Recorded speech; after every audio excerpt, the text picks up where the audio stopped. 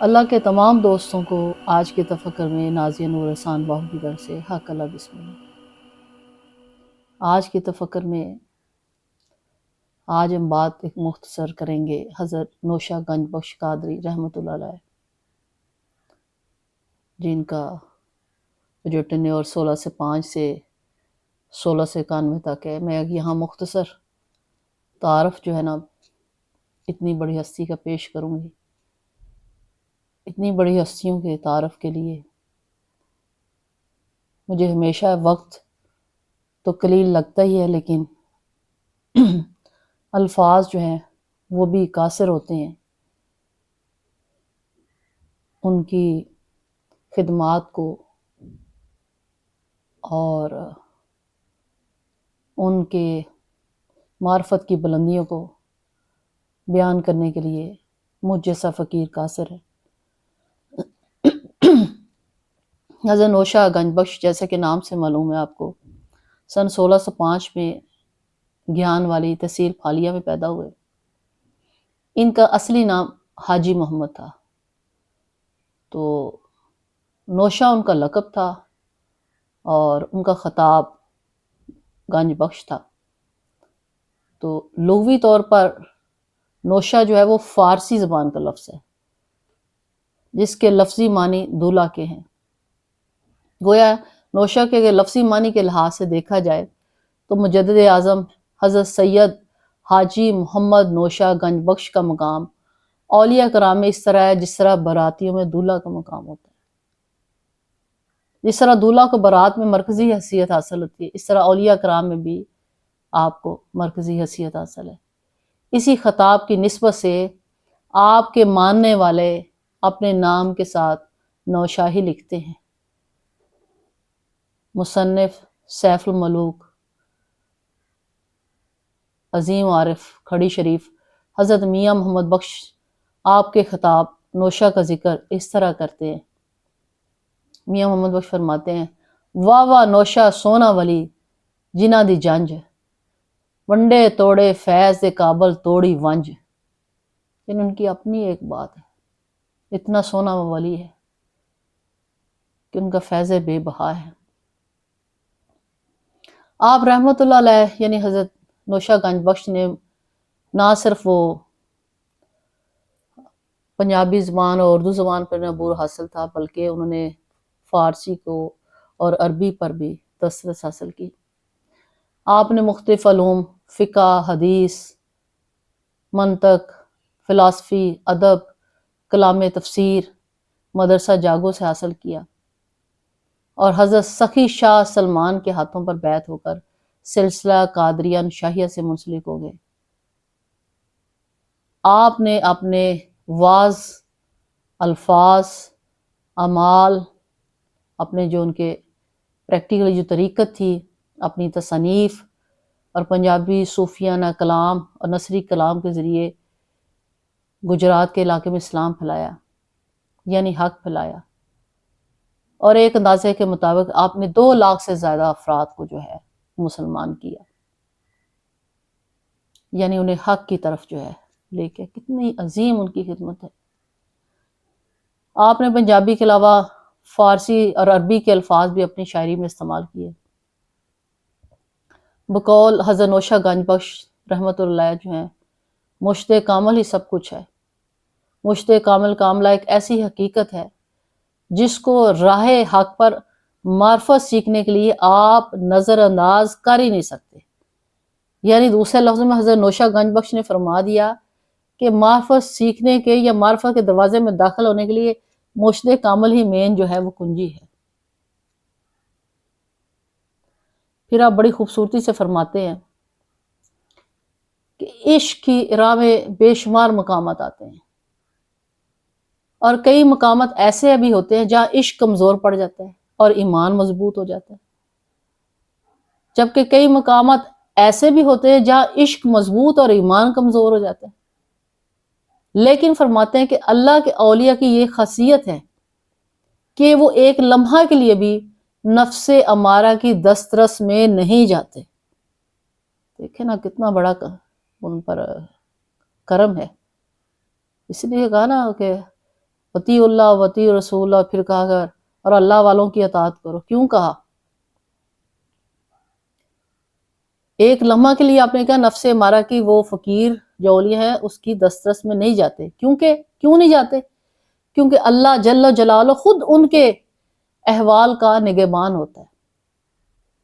آپ رحمۃ اللہ فرمایا کہ مشت کامل کاملہ سب کچھ، اس کے بغیر کچھ بھی حاصل نہیں. اب بڑی خوبصورتی سے اس دور کے مطابق آپ نے بڑے ہی سلیس اردو میں اور سلیس پنجابی میں آپ نے اپنے اشعار بیان فرماتے ہیں. آپ فرماتے ہیں مرشد ملے خدا، یعنی مرشد ملے تو خدا مل جائے. مرشد ملے خدا، لوڑ تھوڑ نہ رہندی کوئی، ساری ضرورتیں پوری ہو جاتی ہیں خود بخود ہی اگر تو مرشد کو پالے. جو مرشد پیری پیاں ناستاں دکھ دلدار دا گیا.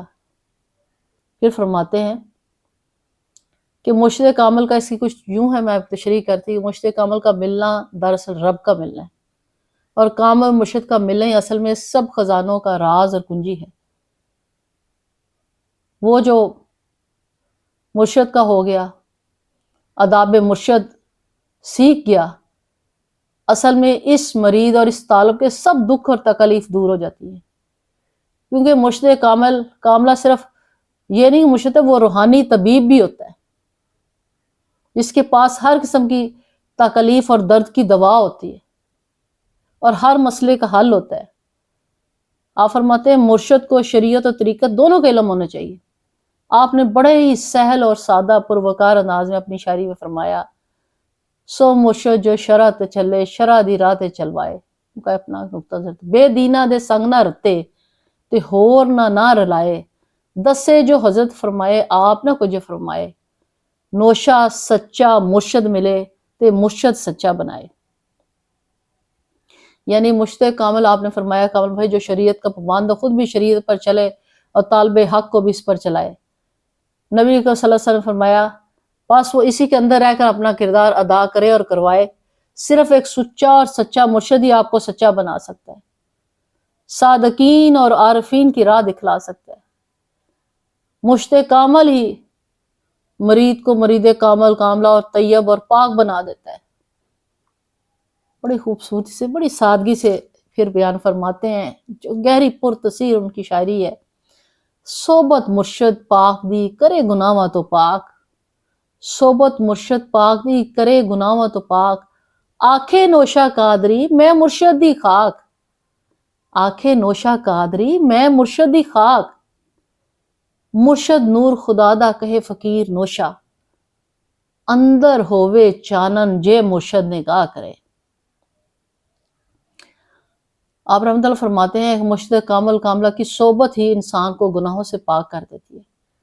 کیونکہ مرشد کامل خود بھی طیب طاہر طاہرہ زاہد پاک اور صادق صادقہ ہوتی ہے، اور مرید کو بھی طیب اور پاک بنا دیتی ہے. پھر حضرت نوشا گنج بخش قادری رحمۃ اللہ فرماتے ہیں کہ میں مرشد کے پیروں کی خاک ہوں، اور مرشد نور الہی کا ایسا نور اور راہ ہدایت کی ایسی روشنی ہوتا ہے مرشد کی، جس کی ایک نظر مرید کے باطن کو سیراب کر دیتی ہے اور اس کے قلب کو نور سے منور کر دیتی ہے. اور پھر کیا ہوتا ہے، اس نور سے مرید کامل کاملہ وہ نور الہی کا مشاہدہ کرنے کے قابل ہو جاتی ہے. یعنی مرشد کامل ہی سب کچھ ہے. حضرت نوشا گنج بخش رحمۃ اللہ کی جو تصنیفات ہیں، اس میں مواعظ نوشا کا ایک بہت بڑا مقام ہے. جیسا کہ نام سے ظاہر ہے، مواعظ سے مراد ہے تبلیغ کرنا، واعظ کرنا. آپ اس وقت کے لوگوں کے مطابق بڑے سادہ الفاظ میں ان کے تعلیم کے مطابق ان کو جو اسباق دیتے تھے، جو تبلیغ کرتے تھے، جو واعظ کرتے تھے، ان کو مواعظ کہا جاتا ہے. مواعظ نوشا کی بڑی اہمیت ہے.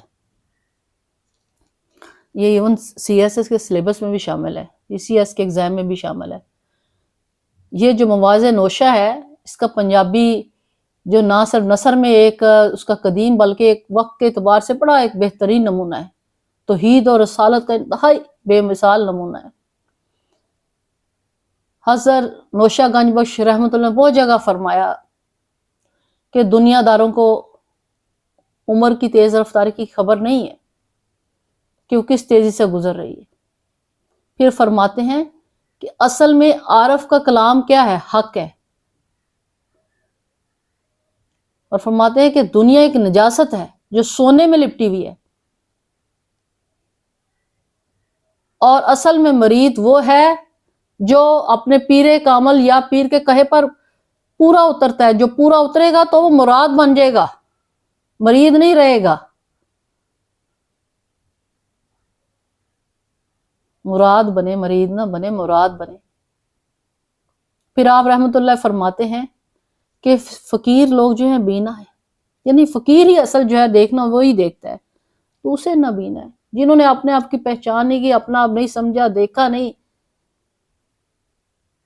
حق کیا ہے، سچ کیا ہے، باطل کیا ہے، آنے کا مقصد کیا ہے، تو وہ کیا ہے؟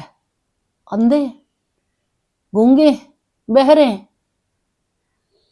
پھر فرماتے ہیں کہ صبر کرنے سے انسان خالص سونا بن جاتا ہے، اور صبر جو ہے بے بہا جوہر ہے. صبر ایسا بے بہا جوہر ہے جو اس کو پا لیتا ہے وہ معراجیت کو پا لیتا ہے. حضرت نوشہ گنج بخش رحمۃ اللہ، جن کا لقب نوشہ اور خطاب گنج بخش تھا، شاہ جہاں کے عہد میں آپ نے جب یہ تلقین کی لوگوں کو، تو ایک مواز جو تھے ان پر میں نے ذکر کیا اوپر کے آپ کی تعلیمات سے 2 لاکھ کے قریب لوگ مسلمان ہوئے. آپ نے بہت زیادہ جو ہے کتابیں تصنیف کی. آپ کی جو کل کتابیں اور تصنیف کی تعداد تقریباً 126 بنتی ہے، اور آپ نے پریکٹیکلی اپنے زبان سے نہ صرف بلکہ ہاتھ سے، قلب کی تمام تر گہرائیوں سے جس طرح حق ہوتا ہے دین اسلام کی طرف راغب کرنے کے لیے بہت خدمات انجام دی. تو آپ نے جو مواز لکھے تھے نا، اس میں بیسیکلی میں اس کو دریا کو کوزے میں بند کرنے والی بات ہے، اس کے 6 کانسیپٹ، اس کے پیچھے 6 نظریے تھے. اس کو 6 حصوں میں آپ کو مختصراً جو ہے اس کی تقسیم بتا رہی ہوں. بیسیکلی جو تمام تعلیمات تھیں، تمام جو واز تھے، وہ 6 پوائنٹس پر تھے. جو پہلا مواز تھا ان کا واز تھا وہ کیا تھا؟ وہ توحید کا سبق، پہلا واز. یعنی انہوں نے عقیدہ کلمہ کی بات کرتا ہے، کلمے کی حقیقت کو کھولتا اور بیان کرتا ہے. پھر دوسرا جو واز وہ اس بات پر بات کرتا ہے کہ بندے تو گناہ کر کے کیا کر رہا ہے؟ گناہ کرنے سے تو دل سخت ہو جاتا ہے، دل میں تکبر اور غرور بھر جاتا ہے، اور اس سے انسان کو پچھتاوے کے علاوہ کچھ حاصل نہیں ہوتا. تو بہتر ہے اپنے آپ پر توجہ کر، عجز کی راہ اختیار کر، خاک کا مطلب سمجھ اور اس کو عملی طور پر اختیار کر. عجز ہی میں سارا کچھ ہے. تیسرا جو مواز ہے وہ حق اور سچ کی راہ کے بارے میں، کہ حق اور سچ کی راہ کیا ہے. حق اور سچ کی راہ ہی اصل راہ ہے. بس جنہوں نے اپنا لیا وہ انعام والوں میں سے، انعام والیوں میں سے ہو گئے، اور جو بھٹک گئے جیسے کہ سورہ فاتحہ میں بیان کیا گیا ہے، صراط الذین انعمت علیہم، وہ یہ بن گئے. اور جنہوں نے نہ کیا وہ غیر المغضوب علیہم ولا الضالین، وہ گمراہی میں مبتلا ہو گئے، انہوں نے اپنے لیے ضلالت خرید لی. چوتھا جو ان کا مواز ہے وہ یہ ہے کہ اللہ والوں کی اطاعت قبول کرو. یعنی قرآن مجید کے عین اس استدلال کے مطابق ہے جس میں لکھا گیا اطیعوا اللہ اطیعوا الرسول. اصل میں یعنی انہوں نے یہ کھول کے بیان کیا کہ آپ کا جو امام ہوتا ہے، ہر وقت کا ایک امام ہوتا ہے، اس کی اطاعت کرو اور اس کا طریقہ اپناؤ. یعنی جو اللہ اس کے رسول نے کہا اس کو اپنا لو، جس سے منع کیا اس کو چھوڑ دو، اور ایک حقیقی یا کاملہ مرشد، شیخ، جسے آپ پیر کامل بھی کہیں، کسی نے درویش کامل، فقیر کامل، کاملہ فقیر وہی ہوتا ہے جو کہ عین اللہ اور رسول کی اطاعت کے مطابق جو ہے اپنے ظاہر اور باطن کو کنورٹ کرتا ہے۔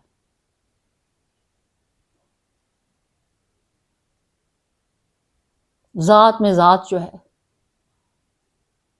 اپنے آپ کو فنا فی اللہ، فنا و رسول جو ہے اس کے مقام پر لے جاتا ہے۔ اسی نے فرمایا کہ اللہ والوں کی اطاعت کرو، اور اس کے بعد پھر وہ آپ بیان کرتے ہیں 5ویں جو مواز اس میں کہ اسلامی تعلیمات پر سچے دل سے عمل کرو، یعنی بندے کو بے عمل نہیں ہونا چاہیے کہ منہ سے کچھ اور کہا، پریکٹیکلی کچھ اور کیا۔ وہی بات جو ہم آج کل بیان کریں گے، خالی آپ نے بھی فرمایا خالی کلمہ پڑھنے سے کچھ حاصل نہیں ہوتا، پریکٹیکلی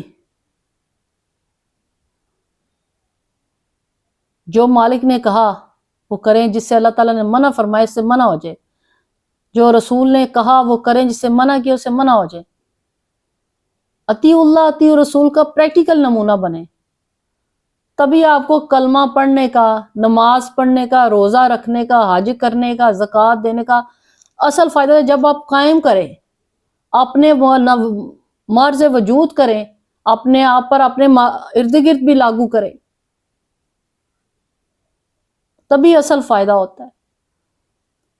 اس کے بعد چھٹا جو واز ہے، مواز نوشہ جو ہے، جس کے بارے میں آپ رحمۃ اللہ فرماتے ہیں، اس میں آپ بتاتے ہیں کہ اسلامی احکامات کو عملی صورت میں لانے کی کوشش کرنی چاہیے، نافذ کرنے کی، تب بھی ایک حقیقی اور صحیح اسلامی معاشرہ جو ہے تشکیل میں آ سکتا ہے۔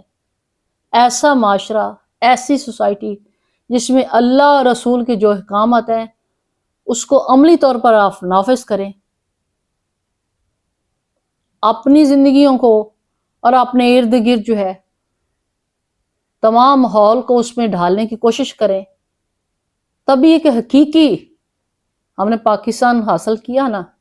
لا الہ کا مطلب کیا؟ اسلامی ریاست کا ہمارا ایک موٹو تھا کہ ہم ایک اسلامی ریاست تشکیل دیں گے جہاں ہم قرآن و سنت کے مطابق جو ہے اچھے طریقے سے ایک فیئر خدا کا نائب بن کر زندگی بسر کر سکیں، اور باحثیت فرد اور باحثیت ملت اسلامیہ ہم اپنا نام روشن کر سکیں۔ اب ہم کیا کر رہے ہیں، کیا نہیں کر رہے، کیا کرنا چاہیے؟ اب ماشاءاللہ سارے پڑھے لکھے لوگ ہیں، دانش مند لوگ ہیں، آپ بہتر سمجھتے ہیں اس بات کو۔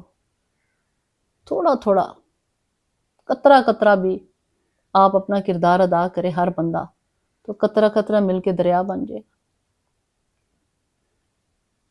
کوشش کرنا صرف زبان سے نہیں، پریکٹیکلی بھی فرض ہے ہم پر کہ جہاں جہاں ہم اپنا کردار ادا کر سکتے ہیں ہمیں کرنا چاہیے۔ یہ نہیں دیکھنا چاہیے کہ وہ نہیں کر رہا تو میں کیوں کروں۔ ہر بندہ اگر اپنے اپنے حصے کا کردار ادا کرے تو مجھے امید ہے کہ ہم خدا کے نائب کی حیثیت سے اور نبی کریم صلی اللہ علیہ وسلم کی امتی کی حیثیت سے ایک بہتر معاشرہ تشکیل کر کے ایک بہتر زندگی گزار سکتے ہیں۔